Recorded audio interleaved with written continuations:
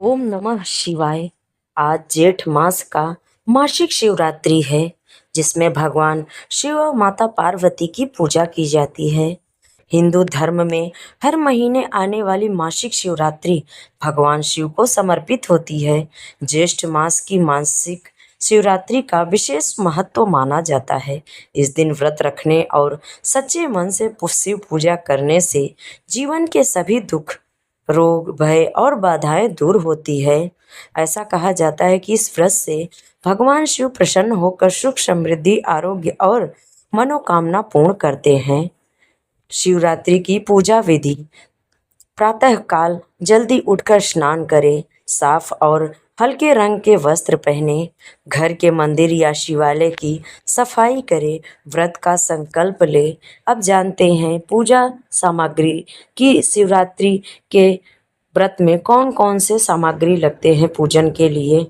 भगवान शिव का पूजन करते समय गंगा जल ले, दूध ले, दही ले, शहद ले, बेल पत्र ले, धतूरा, भस्म, चंदन, सफेद फूल, फल और मिठाई, दीपक और धूप। पूजा करने की विधि: शिवलिंग पर गंगा जल चढ़ाए, फिर दूध, दही, शहद से उनका अभिषेक करें। शिवलिंग पर गंगा जल चढ़ाएं, दूध, दही, शहद से अभिषेक करें, बेलपत्र और फूल अर्पित करें। ओम नमः शिवाय मंत्र का जाप करें, शिव चालीसा और शिव आरती जरूर करें। रात में जागरण और भजन कीर्तन करना शुभ माना जाता है। मासिक शिवरात्रि की व्रत कथा। अब आइए सुनते हैं मासिक शिवरात्रि की व्रत कथा। प्रेम से बोलिए शिव पार्वती की जय। हर हर महादेव। प्राचीन समय चित्रभानु नामक एक शिकारी था।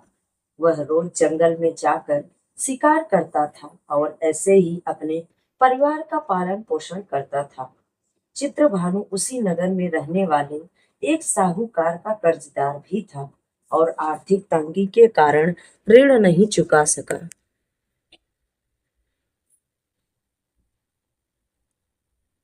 एक दिन साहूकार ने गुस्से में आकर चित्रभानु को शिव मठ में बंदी बना दिया।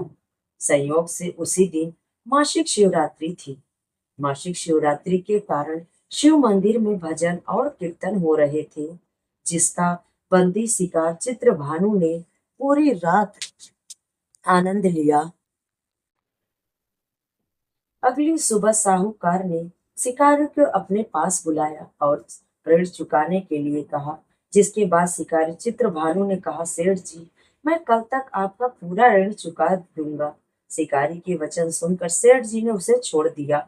सेठ से आजाद होकर शिकारी शिकार के लिए जंगल में गया, लेकिन पूरी रात बंदी गृह में भूखा प्यासा होने के कारण वह थक गया था और शिकार की खोज में जंगल में बहुत दूर दूर जा चुका था, जहां से उसे लौटने में सूर्यास्त होने लगा। जिसके बाद उसने सोचा, आज तो रात जंगल में ही बितानी पड़ेगी। ऊपर से उसे कोई शिकार भी नहीं मिला था जिसे बेच वो सेठ जी का ऋण चुका सके।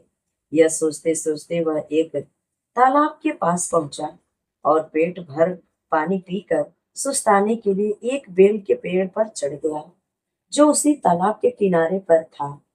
उसी पेड़ के नीचे एक शिवलिंग था, जो पत्तियों से ढके होने के कारण नहीं दिख रहा था। कर्ज चुकाना और परिवार के लिए खाना लाने की चिंता में व्याकुल शिकारी चित्रभानु पेड़ पर बैठे बैठे बेलपत्र को तोड़ तोड़ कर नीचे गिराते जा रहा था। संयोगवश वो सभी बेलपत्र भगवान शिवलिंग पर ही गिर रहे थे। शिकारी चित्रभानु रात्रि से लेकर पूरे दिन भूखा प्यासा था, जिसके कारण उसका मासिक शिवरात्रि का व्रत हो गया। कुछ समय बाद उस तालाब पर पानी पीने के लिए एक गर्भिणी हिरणी आई और पानी पीने लगी। हिरणी को देखकर शिकारी चित्रभानु ने अपने धनुष पर तीर चढ़ा लिया और छोड़ने लगा। तभी गर्भवती हिरणी बोली, रुक जाओ, मुझे मत मारो। मैं गर्भवती हूँ और तुम एक साथ दो जीवों की हत्या नहीं कर सकते। परंतु मैं जल्दी ही प्रसव करूंगी, जिससे बाद में तुम्हारे पास आ जाऊंगी। तब तुम मेरा शिकार कर लेना। उस हिरणी की बात सुनकर चित्रभानु ने अपने धनुष को नीचे रख दिया और हिरणी झाड़ियों में लुप्त हो गई। इसके बाद जब शिकारी ने अपने धनुष की प्रत्यंचा चढ़ाई और ढीली करी तो कुछ बेलपत्र टूटकर शिवलिंग के ऊपर गिर गए, जिसके कारण शिकारी के हाथों से प्रथम पहर की पूजा भी हो गई। कुछ समय बाद दूसरी हिरणी झाड़ियों से निकली, जिसे देखकर शिकारी के खुशी का ठिकाना ही नहीं रहा। चित्रभानु ने उस हिरणी का शिकार करने के लिए फिर से धनुष उठाया और तीर छोड़ने लगा। तब हिरणी बोली, हे शिकारी, आप मुझे मत मारो। मैं अभी ऋतु से निकली हूँ और अपने पति से बिछड़ गई हूँ। उसी को ढूंढती हुई मैं यहाँ तक पहुंची हूँ। मैं अपने पति से पेट भर लूं, भेंट कर लूं, उसके बाद तुम मेरा शिकार कर लेना। यह कहकर वह हिरणी वहां से चली गई। इसके बाद शिकारी चित्रभानु 2 बार अपना शिकार खो दिया था, जिससे वो और चिंता में पड़ गया। उसे सेठ का ऋण चुकाने की भी चिंता हो रही थी।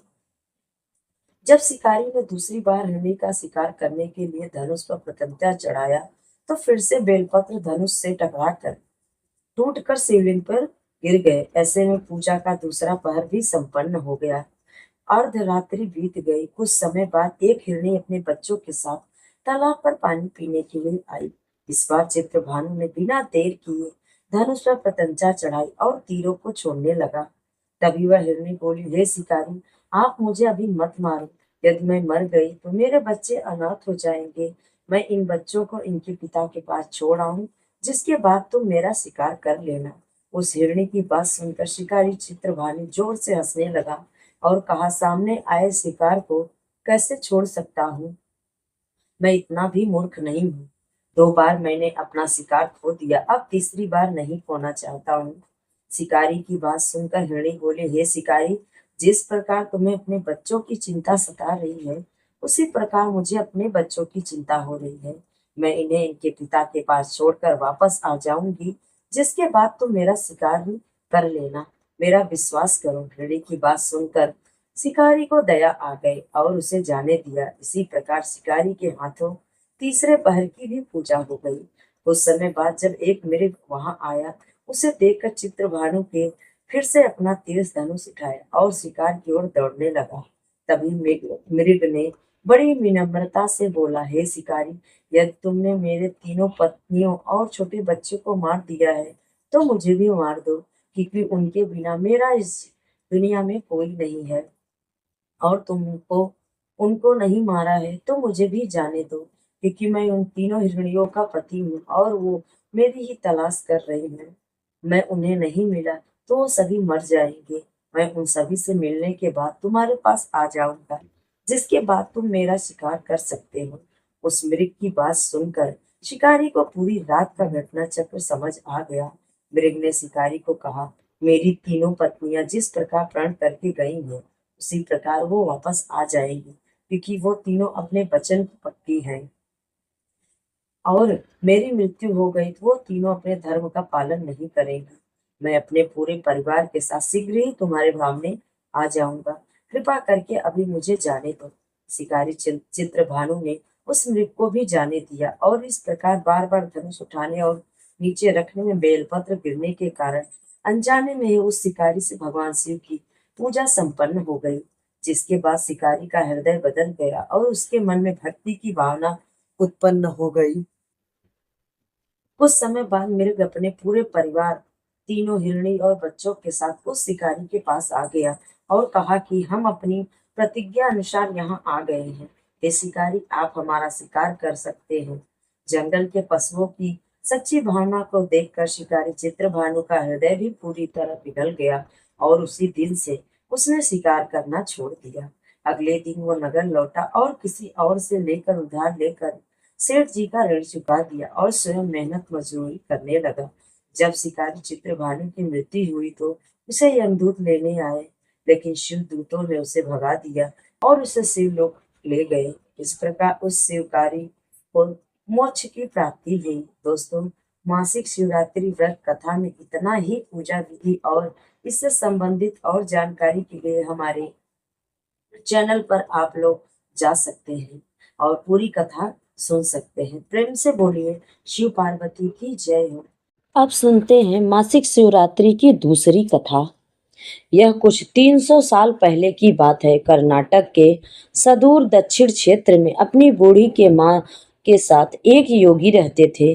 उनकी माँ काशी जाना चाहती थी ताकि वह विश्वनाथ जाकर शिव की गोद में प्राण त्याग सके। इसके अलावा उसने अपने जीवन में अपने बेटे से कभी कुछ नहीं मांगा था। उसने कहा, मुझे काशी ले चलो, मैं बूढ़ी हो रही हूँ, मैं वहीं जाके मरना चाहती हूँ। योगी ने अपनी बूढ़ी माँ के साथ दक्षिण कर्नाटक के जंगलों से होते हुए काशी के लिए एक लंबी यात्रा शुरू की। वृद्ध होने के कारण उसकी माँ का स्वास्थ्य बिगड़ गया, तो उन्होंने माँ को कंधे पर उठा लिया और जाहिर तौर पर कुछ समय पश्चात वह कमजोर महसूस करने लगे। उसके पास शिव के याचना करने के बजाय और कोई चारा नहीं बचा। उन्होंने याचना की, हे शिव, मुझे मेरे इस प्रयास में विफल मत होने देना। बस यही एक चीज है जो मेरी माँ ने मुझसे मांगा है। कृपया मुझे इसे पूरा करने में सहायता करें। मैं इन्हें काशी ले जाना चाहता हूँ। हम वहाँ सिर्फ आप ही के लिए आ रहे हैं। कृपया मुझे ताकत दे। तब जैसे ही उन्होंने चलना शुरू किया तो पीछे से एक घंटी की आवाज़ सुनाई दी, जैसे कोई बैलगाड़ी आ रही हो। उन्हें धुंध से उतरती हुई एक बैलगाड़ी दिखाई दी, जिसे एक बैल खींच रहा था, जो थोड़ा अजीब था क्योंकि एक बैल वाली बैलगाड़ी छोटे रास्ते के लिए होती है। जब सफर लंबा और जंगली इलाके से होते हुए हो तो हमेशा दो बैल ही गाड़ी को खींचते हैं। पर जब हाँ आप थके हो तो ऐसी बारीकियों को किससे परवाह होती है। गाड़ी नजदीक आई पर वे चालक कोई नहीं देख पाए क्योंकि चालक लंबाद में था और बाहर धुंध भी था। मेरी माँ बीमार है, क्या आप की खाली गाड़ी में यात्रा कर सकते हैं? उन्होंने कहा। अंदर बैठे व्यक्ति ने सिर हिला के हाँ कहा। वे दोनों गाड़ी में बैठ गए और बैलगाड़ी आगे चलने लगी। कुछ समय बाद योगी का ध्यान इस ओर गया कि जंगली रास्ता होने के बावजूद भी बैलगाड़ी बहुत आसानी से आगे बढ़ रही थी। तब उन्होंने नीचे देखा और पाया कि पहिए घूम नहीं रहे हैं। वे रुके थे पर गाड़ी आगे बढ़ती रही। तब उन्होंने बैल की तरफ देखा और पाया कि बैल बैठा हुआ था पर बैलगाड़ी चल रही थी। तब उन्होंने चालाक की ओर देखा और पाया कि वहां सिर्फ लबादा ही था। उसने अपनी माँ की ओर देखा। माँ ने कहा, अरे पगले, हम पहुंच गए, अब कहीं और जाने की जरूरत नहीं है, यही वो जगह है, अब मुझे जाने दो। इतना कहकर माँ ने शरीर छोड़ दिया। बैल गाड़ी और चालक सब विलीन हो गए। योगी अपने गांव लौट आया। लोगों ने सोचा, यह इतनी जल्दी लौट आया है, ये अवश्य ही अपनी माँ को कहीं छोड़ के आया है, यह उसे काशी नहीं ले गया। उसने पूछा, तुम अपनी माँ को कहाँ छोड़ आए? उसने उत्तर दिया, मैं हमें वहां जाना नहीं पड़ा, शिव खुद आए थे हमारे लिए।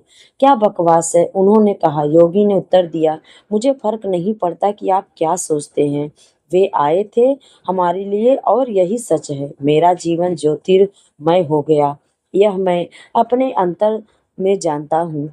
अगर आप नहीं मानते तो यह आप जाने। तब उन्होंने पूछा, ठीक है, हमें कुछ ऐसा दिखाओ कि हम माने कि तुमने सच में शिव को देखा है और वे सच में तुम्हारे लिए आए थे।